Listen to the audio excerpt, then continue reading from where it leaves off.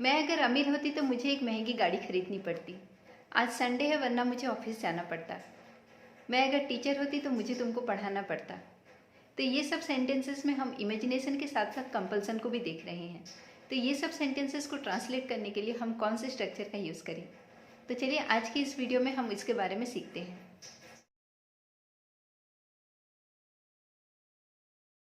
Hello friends, good evening and welcome back to my channel.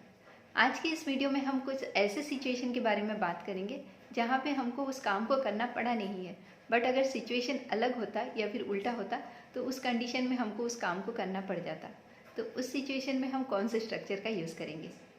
Hello friends, good evening and welcome back to my channel. आज की इस video में हम कुछ ऐसे सिचुएशन के बारे में बात करेंगे जहाँ पे हमको उस काम को करना पड़ा नहीं है, बट अगर सिचुएशन अलग होता या फिर उल्टा होता तो उस कंडीशन में हमको उस काम को करना पड़ जाता। तो उस सिचुएशन में हम कौन से स्ट्रक्चर का यूज़ करेंगे? जैसे कि हम जानते हैं कि प्रेजेंट के कंपल्सन को शो करने के लिए हम हैव टू या फिर हैज़ टू का यूज़ करते हैं, और पास्ट में कोई कंपल्सन को शो करने के लिए हम हैड टू का यूज़ करते हैं, जहाँ पे हम काम को करने के लिए कंपेल होते हैं।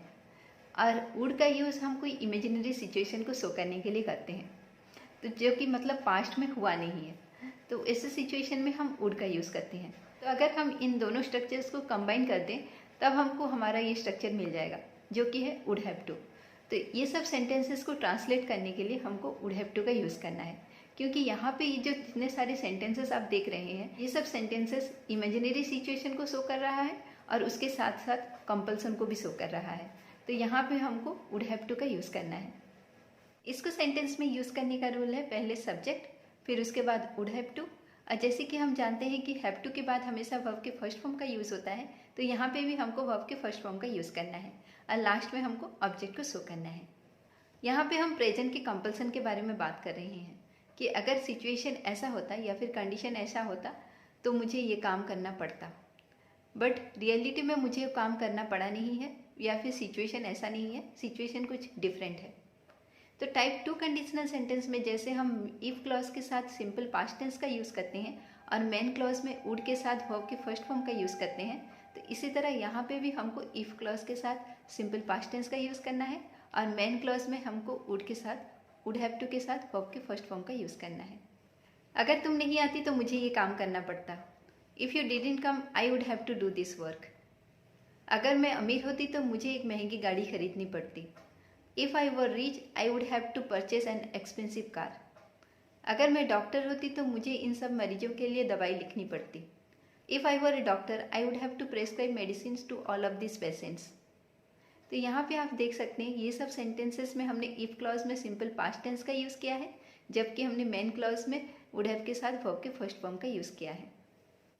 अगर आप बिना कंडीशनल सेंटेंस के ये सब सेंटेंसेस को बनाएंगे तब आपको इफ क्लॉज का यूज़ नहीं करना है।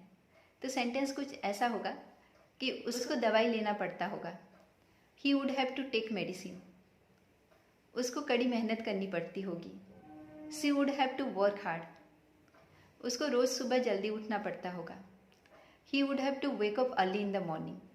तो यहाँ पे ये जो सब काम है ये सब करना, प्रेजेंट में ये सब काम करना पड़ता होगा, बट इस सब काम को लेके हम सर्टेन या फिर श्योर नहीं हैं।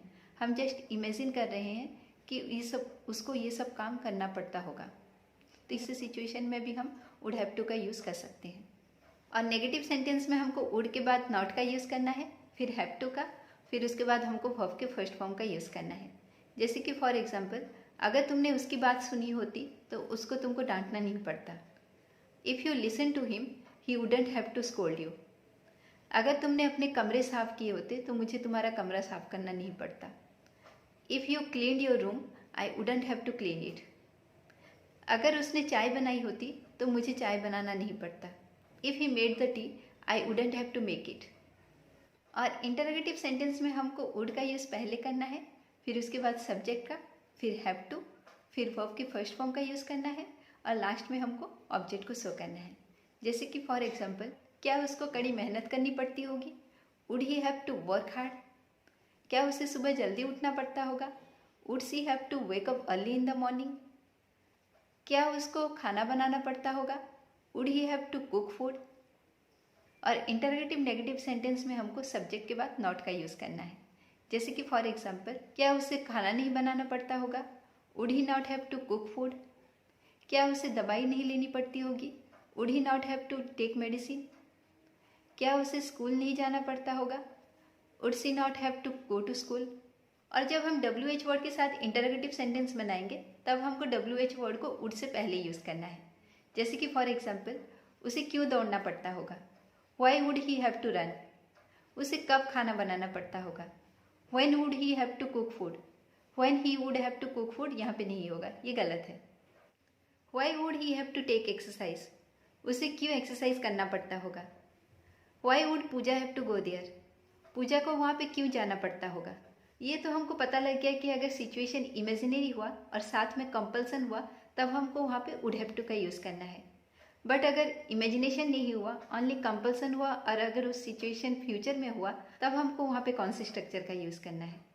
तब हमको वहाँ पे विल हैव टू का यूज़ करना है, क्योंकि विल का यूज़ हम फ्यूचर को शो करने के लिए करते हैं। तो ये सब सिचुएशन में हमको कार्य करने का जो कंपल्सन है या फिर नेसेसिटी है उसको शो करना होता है। जैसे कि for example, they will have to speak the truth, उनको सच बोलना पड़ेगा। You will have to come to me, तुमको मेरे पास आना पड़ेगा। She will have to wash the clothes, उसको कपड़े धोने पड़ेंगे। तो यहाँ पे ये जो सब काम है, तो यहाँ पे ये सब्जेक्ट को वहाँ पे आगे जाके या फ्यूचर में जाके इस काम को करना पड़ेगा। और नेगेटिव सेंटेंस में हमको विल के बाद नॉट का यूज़ करना है। जैसे कि they will not have to do this work, उनको ये काम नहीं करना पड़ेगा। I will not have to go to Delhi, मुझे दिल्ली नहीं जाना पड़ेगा। She will not have to wash clothes, उसको कपड़े धोने नहीं पड़ेंगे। They will not have to speak the truth, उनको सच बोलना नहीं पड़ेगा। और इंटरोगेटिव सेंटेंस में जैसे हमने वुड का यूज़ पहले किया था, यहाँ पे हमको विल का यूज़ पहले करना है। जैसे कि फॉर एग्जाम्पल, क्या उसे झूठ बोलना पड़ेगा? Will he have to tell lie?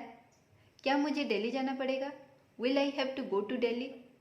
क्या मेरी माँ को मार्केट जाना पड़ेगा? Will my mother have to go to market? क्या उसे कपड़े धोने पड़ेंगे? Will she have to wash clothes?